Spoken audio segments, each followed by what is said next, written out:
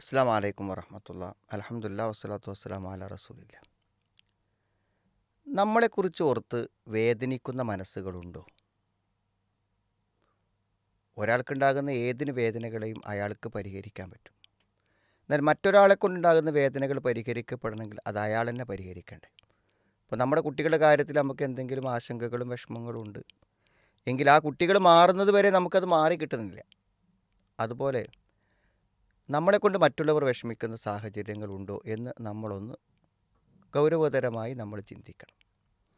അതെങ്ങനെ പറയാൻ കാരണം, ഈ എപ്പോഴും പ്രശ്നങ്ങളിലായി കഴിഞ്ഞുകൂടുന്ന ദമ്പതികൾ, അവരെപ്പോഴും കലഹങ്ങളും കലാപങ്ങളും ചർച്ചകളും വഴക്കുകളുമായിട്ട് ജീവിക്കേണ്ടി വരുന്ന ആളുകൾ, അവർ തമ്മിലുള്ള ഈ വിയോജിപ്പിൻ്റെ കാര്യങ്ങൾ, അല്ലെങ്കിൽ ഭാര്യയ്ക്ക് ഭാര്യയുടെ അവകാശങ്ങൾ കിട്ടാത്തത്, ഭർത്താവിന് ഭർത്താവിൻ്റെ അവകാശങ്ങൾ കിട്ടാത്തത്, അല്ലെങ്കിൽ സ്വഭാവപരമായ പ്രശ്നങ്ങൾ, ഇതുകൊണ്ടൊക്കെ എന്തു ചെയ്യും, ഏറ്റുമുട്ടലുകൾ നടക്കും ദാമ്പത്യത്തിൽ. അപ്പോൾ അതൊരു പതിവ് സംഗതിയായി മുന്നോട്ട് പോകുമ്പോൾ നമ്മൾ ആലോചിക്കേണ്ട ചില കാര്യങ്ങളുണ്ട്. ഒന്ന്, ഈ ദമ്പതികളുടെ രണ്ടുപേരുടെയും മാതാപിതാക്കളാണ്. ഇപ്പോൾ ഒരു പെൺകുട്ടീൻ്റെ കല്യാണം കഴിഞ്ഞ് അവളെ വിവാഹം കഴിച്ച് കൊടുത്തിട്ട് അവൾ ഭർത്താവിൻ്റെ കൂടെ സമാധാനത്തിലും സുരക്ഷിതത്തിലുമല്ല എന്നറിയുമ്പോൾ അവളുടെ മാതാപിതാക്കൾക്കുണ്ടാകുന്ന വേദന വളരെ വലുതാണ്. അതൊരു അവസാനമില്ലാത്ത വേദനയാണ്. ജീവിതകാലം മുഴുവനും എന്തു ചെയ്യും, സ്വസ്ഥതയിലും സമാധാനത്തിലും വിശ്രമി ജീവിതം നയിക്കുന്ന പല പ്രായമായ മാതാപിതാക്കളും വിവാഹം കഴിച്ചു കൊടുത്ത മക്കളുടെ ദാമ്പത്യ പരാജയം ഓർത്തുകൊണ്ട് വിഷമിച്ചും പ്രാർത്ഥിച്ചും കഴിയുന്ന ആളുകളുണ്ട്. ഇപ്പോൾ ഈ പ്രായപൂർത്തിയും പക്വതയൊക്കെ എത്തിയ നമ്മൾ എന്തിനാണ്, ഈ പ്രായമായ 4 പേരുണ്ടാവും, അവൻ്റെ മാതാപിതാക്കളുണ്ടാവും, അവളുടെ മാതാപിതാക്കളുണ്ടാവും, എന്തിനാണ് നമ്മൾ അവരെ വിഷമിപ്പിച്ച് കഴിയുന്നത്? ഇപ്പോൾ നമുക്ക് മാറ്റാൻ പറ്റുന്ന, നമുക്ക് മാറാൻ പറ്റുന്ന ഒരു ജീവിതാവസ്ഥയിലേക്ക് നമ്മൾ മാറി അവരെ വെറുതെ വിഷമിപ്പിക്കാതിരിക്കാൻ ശ്രദ്ധിക്കണ്ടേ? അങ്ങനെ 4 ആളുകൾ അല്ലേ വിഷമിക്കുന്ന ആളുകൾ. ഇനി നിങ്ങൾക്ക് 3 കുട്ടികളുണ്ടെങ്കിലോ അവർ 3 പേരും വിഷമിക്കുന്നു.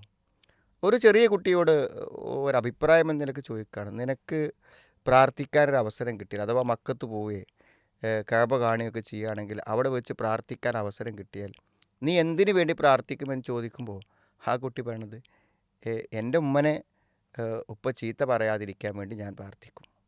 അപ്പോൾ ആ കുട്ടിയുടെ മനസ്സിൻ്റെ ഏറ്റവും വലിയ വേദന അവർ തമ്മിൽ ഉമ്മ ചീത്ത കേൾക്കാതിരിക്കണം എന്നാണ്. ആ കുട്ടിൻ്റെ ഏറ്റവും വലിയ സ്വപ്നം വാപ്പയും ഉമ്മയും തമ്മിലുള്ള നല്ലൊരു പെരുമാറ്റമാണ്. ഇതൊക്കെ ആരറിയുന്നു? ഈ കലഹിക്കുന്നവരും അനാവശ്യമായി ശണ്ട കൂടുന്നവരൊക്കെ ഇത് ചിന്തിക്കുന്നുണ്ടോ? നമ്മുടെ മക്കളുടെ ആ കുരുന്നു ഹൃദയങ്ങളിൽ എത്ര വലിയ വേദനകളാണ് നമ്മുടെ ഓരോ വഴക്കുകളും, ഓരോ കമൻറ്റുകളും, ഓരോ ദേഷ്യവും പ്രശ്നവും ഉണ്ടാക്കുന്നത് എന്ന് എന്തുകൊണ്ടാണ് നമ്മൾ മനസ്സിലാക്കാത്തത്? പ്രായമായ നമ്മുടെ മാതാപിതാക്കളുടെ സ്വൈര ജീവിതം എന്തിനാണ് നമ്മൾ നഷ്ടപ്പെടുന്നത്? അതുകൊണ്ട് ഭാര്യ-ഭർതൃ ബന്ധങ്ങളെ ഏറ്റവും നന്നായി കൊണ്ടുപോകാൻ വേണ്ടി പരിശ്രമിക്കാം. ഒരു പരിധിവരെ ഒരാൾ വിചാരിച്ചാൽ തന്നെ പ്രശ്നങ്ങൾ എന്തു ചെയ്യും, അവസാനിക്കും. ഇപ്പോൾ ഒന്ന് ഭർത്താവ് വിചാരിക്കുകയാണെങ്കിൽ തൻ്റെ ഭാര്യയുടെ പ്രകൃതിയും സ്വഭാവവും മനസ്സിലാക്കിയിട്ട് അവളെ സന്തോഷിപ്പിക്കാവുന്ന കാര്യങ്ങളെക്കുറിച്ച് ആലോചിച്ച് നമുക്ക് അവരോട് പെരുമാറാൻ എന്താണ് ഒരു പുരുഷൻ്റെ പ്രയാസം? അയാൾക്ക് മാറ്റിയെടുക്കാൻ പറ്റും. ഭാര്യയ്ക്ക് പറ്റും. അയാളുടെ നല്ല നിലക്ക് പെരുമാറിയിട്ടോ, അല്ലെങ്കിൽ തൻ്റെ അവകാശങ്ങളെ നിർബന്ധപൂർവ്വം വാങ്ങിയിട്ടോ അദ്ദേഹത്തെ സമ്മർദ്ദവും സ്വാധീനവും ചെലുത്തിയിട്ട് തൻ്റെ കാര്യങ്ങൾ നേടിയെടുക്കാൻ ഒരുപക്ഷെ ഭാര്യ വിചാരിച്ചാൽ പറ്റും. വിട്ടുവീഴ്ച കൊണ്ടും പരസ്പരം നല്ലത്, പ്രതീക്ഷിക്കാത്ത നന്മകൾ ചെയ്തു കൊടുത്തിട്ടും അവിടെ മനസ്സുകളെ നമുക്ക് മാറ്റിയെടുക്കാൻ പറ്റും. നല്ല ഉത്ബോധനങ്ങളുടെയും പ്രസംഗങ്ങളിലൂടെയും അത് നടക്കും.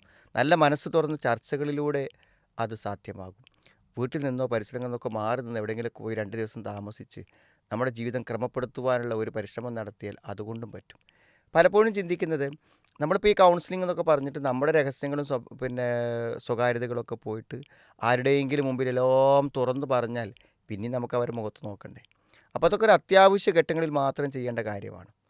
നമ്മുടെ കാര്യങ്ങൾ നമ്മൾ തന്നെ സംസാരിച്ച് സ്വന്തമായ നിലക്കൊരു പരിഹാരമുണ്ടാക്കാനോ, അല്ലെങ്കിൽ ആ പ്രശ്നങ്ങൾ നമ്മുടേതാണെന്ന് പറയാതെ നമ്മൾ ആരുടെയെങ്കിലും ശ്രദ്ധയിൽപ്പെടുത്തിയിട്ട് അവരിൽ നിന്ന് എന്തെങ്കിലും ഒരു അഡ്വൈസ് വാങ്ങി അത് നമ്മുടെ ജീവിതത്തിൽ പകർത്തിയിട്ടോ നമ്മളിതിന് പരിഹാരമുണ്ടാക്കണം. അതുകൊണ്ട് നമ്മളെക്കൊണ്ട് മറ്റാരെങ്കിലും വേദനിക്കുന്നുണ്ടോ എന്ന അടിസ്ഥാനപരമായൊരു ചോദ്യം നമ്മളോട് ചോദിക്കാൻ നമുക്ക് പറ്റിയാൽ നമുക്ക് മാറാൻ കഴിയും.